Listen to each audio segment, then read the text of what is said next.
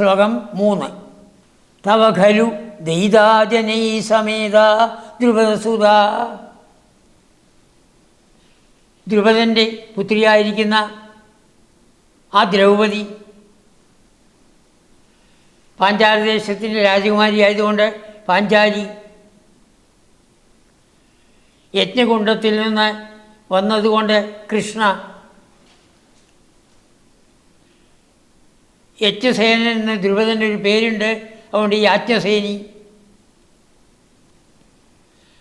അമ്മയുടെ പേര് പൃഷത, അതുകൊണ്ട് പാർഷതി. അങ്ങനെ അനേകം പേരുകളിലുള്ള ആ ദ്രുപദസുത, ദ്രുപദൻ്റെ പുത്രിയായ പാഞ്ചാലി,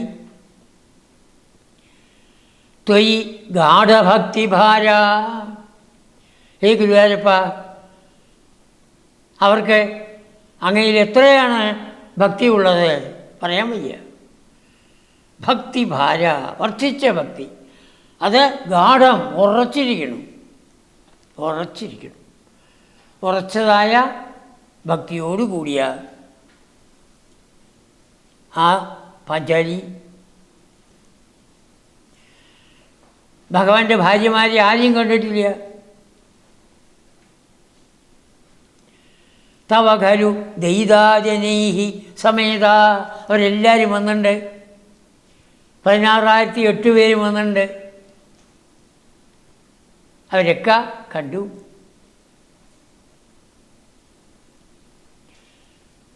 കുന്തിയുണ്ട്, ഗാന്ധാരിയുണ്ട്.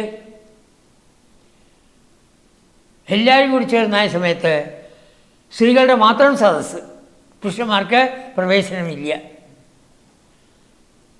അപ്പോൾ പാഞ്ചാലി ഈ ഭാര്യമാരോട് പറയുകയാണ്, തദുദിത ഭവതാഹൃതി പ്രകാരൈ. ഭഗവാൻ എങ്ങനെയാണ് നിങ്ങളെ തട്ടിക്കൊണ്ടുപോയത്? ആഹൃതി പ്രകാരമാണ് ചോദിക്കുന്നത്. നേരാമാർഗത്തിൽ കല്യാണം കഴിച്ചതൊന്നുമില്ല. മിത്രവിൻ്റെ നേരാമാർഗത്തിലാണ് കഴിച്ചിരിക്കുന്നത്, ബാക്കിയൊക്കെ തട്ടിക്കൊണ്ടുപോകലാണ്. തദുദിത ഭവതാഹൃതി പ്രകാരൈ.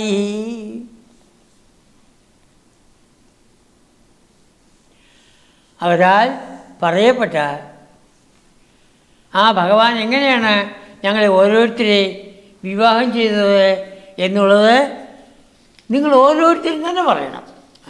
ഞങ്ങളൊക്കെ കേട്ടിട്ടുണ്ട്, അത്രയേ ഉള്ളൂ, പോരാ. നിങ്ങളുടെ മുഖത്തു നിന്ന് തന്നെ ഞങ്ങൾക്കത് കേൾക്കണം എന്ന് പറഞ്ഞ ആ സമയത്ത് ഓർഡറിൽ വരികയാണ്. ആദ്യം രുക്മിണി ദേവി എഴുന്നേറ്റു. ആ ചേതി രാജാവായ ശിശുപാലനാണ് എന്നെ കല്യാണം കഴിക്കാൻ തീർച്ചയാക്കിയത്. ഞാനൊരു ബ്രാഹ്മണൻ്റെ കയ്യിൽ ഒരു സന്ദേശം കൊടുത്തയച്ചു ഭഗവാൻ. അങ്ങനെ ഭഗവാൻ വന്ന് എന്നെ തട്ടിക്കൊണ്ടുപോയി എന്നെ വിവാഹം ചെയ്യേണ്ടായി. എല്ലാ രാജാക്കന്മാരുടെയും മധ്യത്തിൽ നിന്ന് ഏകനായിട്ടാണ് ഭഗവാൻ എന്നെ കൊണ്ടുപോയത് എന്ന് രുക്മിണി ദേവി പറഞ്ഞു. അടുത്തത് സത്യഭാമ. വാസ്തവത്തിൽ സത്യഭാമയല്ല, ജാമ്പവതിയാണ് വരേണ്ടത്. പക്ഷെ സത്യഭാമ സമ്മതിക്കില്ല, 2ാം സ്ഥാനം വേണം.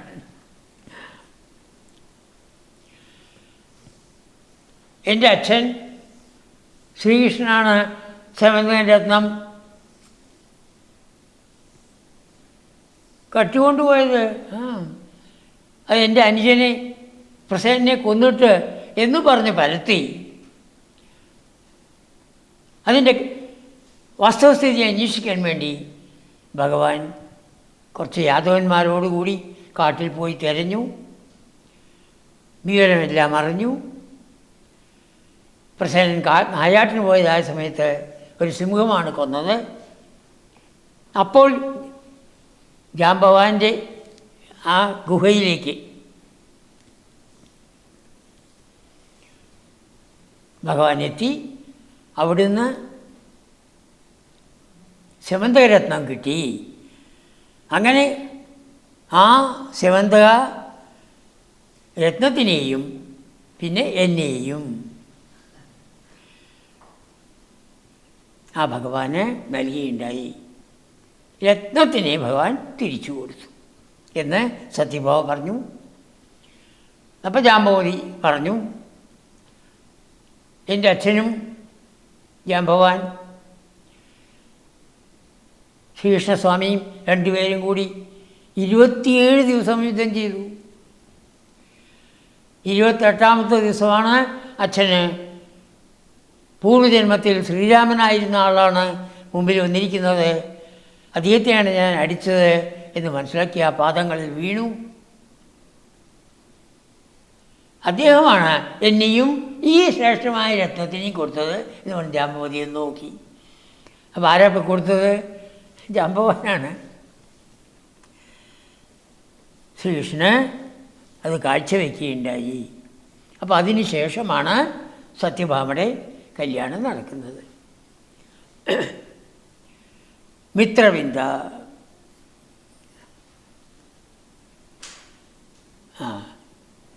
മിത്രവിന്ദയുടെ സഹോദരന്മാർ ദുര്യോധൻ്റെ പക്ഷക്കാരാണ്. മിത്രവിന്ദയല്ല പറയാം, ദുര്യോധൻ്റെ പക്ഷക്കാരാണ്.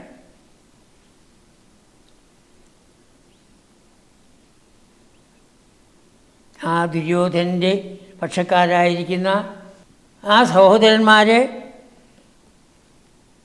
സഹോദരിക്ക് ഇഷ്ടപ്പെട്ടത് കൃഷ്ണനാണെന്ന് മനസ്സിലാക്കിയിട്ടും കൃഷ്ണന് കൊടുക്കാതെ കണ്ട് കല്യാണം നടത്തുന്ന ആ പന്തലിൽ വെച്ച് ഭഗവാൻ എന്നെ കൊണ്ടുവരികയാണ് ചെയ്തത് എന്ന് മിത്രവിന്ദ പറഞ്ഞു. സത്യ,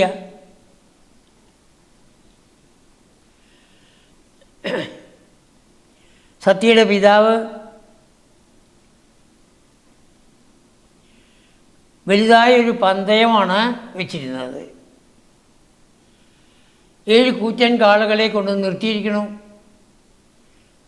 ആരാണ് ഒരേ സമയത്ത് ഈ 7 കാളകളുടെയും മൂക്കിൽ കയറിടുന്നത്, നിയന്ത്രിക്കുന്നത്? അവർക്കാണ് മകളെ കൊടുക്കുക എന്നുള്ളതായി പന്തയം വെച്ചു. അനേകം രാജാക്കന്മാർ വന്നു, കാളകളുടെ കുത്തേറ്റ് അവർ മരിച്ചു. ഒടുവിൽ കൃഷ്ണൻ വന്നു, 7 രൂപമെടുത്ത് 7 കാളകളെയും ഒരേ സമയത്ത് തന്നെ നിയന്ത്രിച്ച് എന്നെ ദ്വാരകയിലേക്ക് കൊണ്ടുവരികയുണ്ടായി. ഭദ്രയാണ്. ഭദ്രയുടെ സഹോദരന്മാർ വിന്ദൻ, അനുവിന്ദൻ അല്ലേ? ആ സഹോദരന്മാർ ശ്രീകൃഷ്ണനെ വിളിച്ചു വരുത്തി.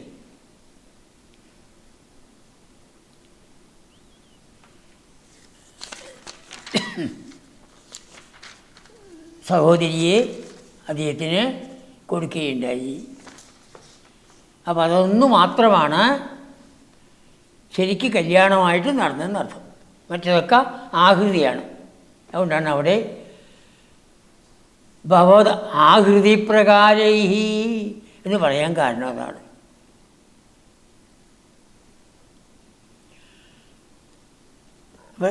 അച്ഛൻ്റെയും സഹോദരന്മാരുടെയും കുട്ടിയുടെയും എല്ലാവരുടെയും സമ്മതത്തോടുകൂടി വിവാഹം ചെയ്തു കൊണ്ടുവന്നത് ഭദ്രയാണ്.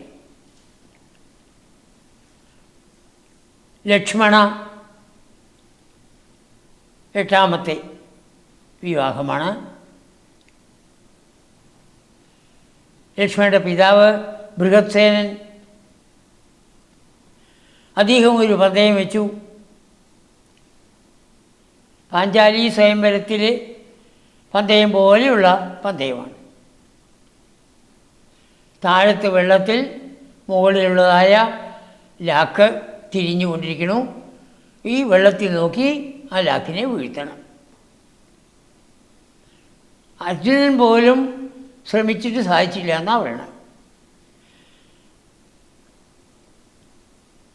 അങ്ങനെ ഭഗവാൻ ആ ലക്ഷ്യത്തിനെ ഭേദിച്ച് ലക്ഷ്മണയെ വിവാഹം ചെയ്തു. വരുന്ന സമയത്ത് ഏതൊക്കെ രാജാക്കന്മാരാണോ ലക്ഷ്മണയെ ആഗ്രഹിച്ചിരുന്നത് അവരെല്ലാം എതിർത്തു. അവരൊക്കെ തോൽപ്പിച്ചുകൊണ്ട് ഭഗവാൻ ദ്വാരകയിലെത്തി.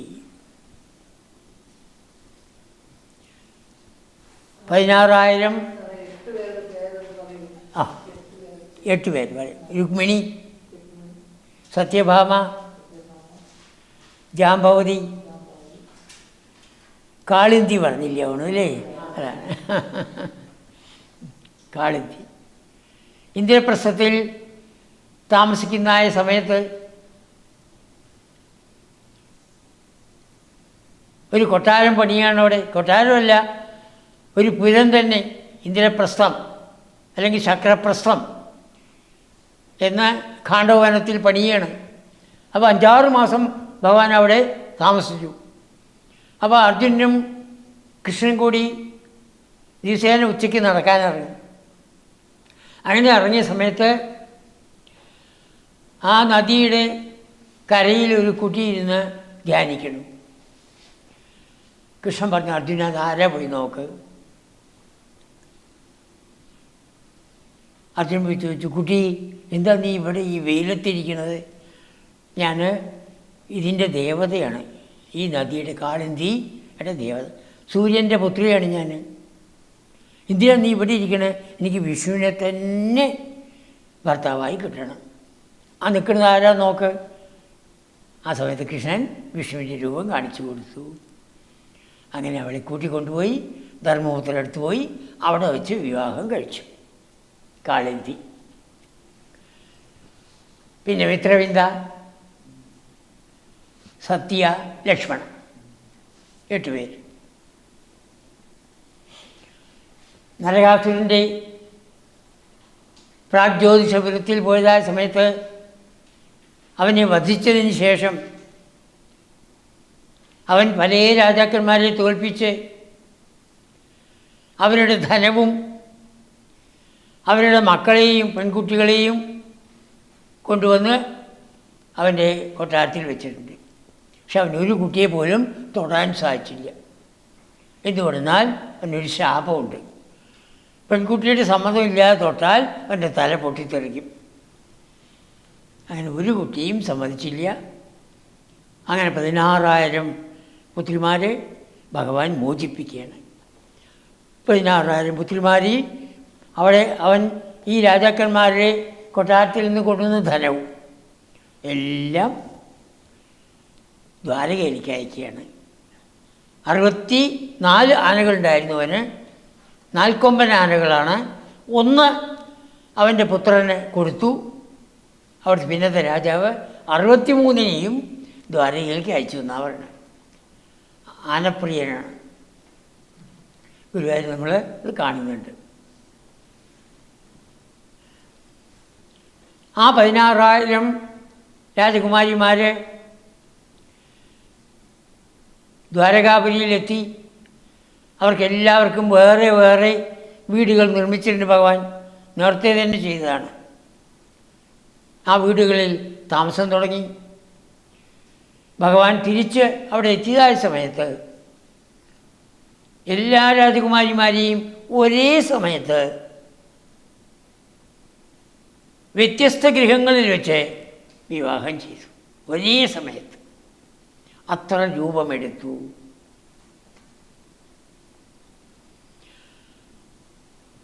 അത് അവരിൽ ശ്രേഷ്ഠയായിരിക്കുന്ന രോഹിണിയാണ് പറയുന്നത്. അപ്പോൾ 16,000 രാജകുമാരിമാരിൽ രോഹിണി എന്ന പേരായ കുട്ടിയാണ് പറയുന്നത്. അദ്ദേഹത്തിന് ഒരാഗ്രഹമില്ല. ആനന്ദത്തിന് ഒരു വിവാഹോദ്യം ചെയ്യേണ്ട ആവശ്യമില്ല. എങ്കിലും ഞങ്ങളെ മോചിപ്പിച്ച് ഞങ്ങളെ രഥത്തിൽ എല്ലാവരെയും ദ്വാരകാപുരിയിലേക്ക് കൊണ്ടുവന്ന് പ്രത്യേകം ഗൃഹങ്ങളിൽ ഞങ്ങളെ താമസിപ്പിച്ച് ഇതാ ഞങ്ങളെ ഒരേ സമയത്ത് ഭഗവാൻ വിവാഹം ചെയ്തു. അങ്ങനെ എല്ലാവരും അവരവരുടെ വിവാഹങ്ങളെക്കുറിച്ച് പറഞ്ഞു. അവരുടെ മുഖത്തു നിന്ന് തന്നെയാണ് ഇത് കേട്ടത്. കുന്തിക്കും ഗാന്ധാരിക്കും പാഞ്ചാലിക്കും എല്ലാവർക്കും സന്തോഷമായി. എല്ലാ ഗോപസ്ത്രീകളും ആ സമയത്ത് അവിടെയുണ്ട്.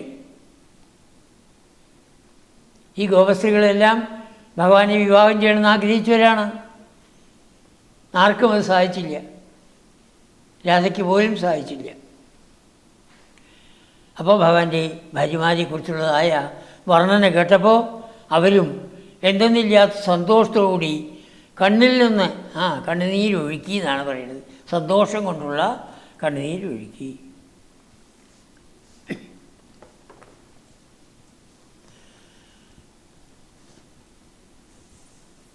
യാഗാദികൾ നടന്നുകൊണ്ടിരിക്കുന്നു. അതിൻ്റെ ഇടയിൽ ഭഗവാൻ ഗോപന്മാരെയും ഗോപികളെയും അനുഗ്രഹിക്കുകയാണ്.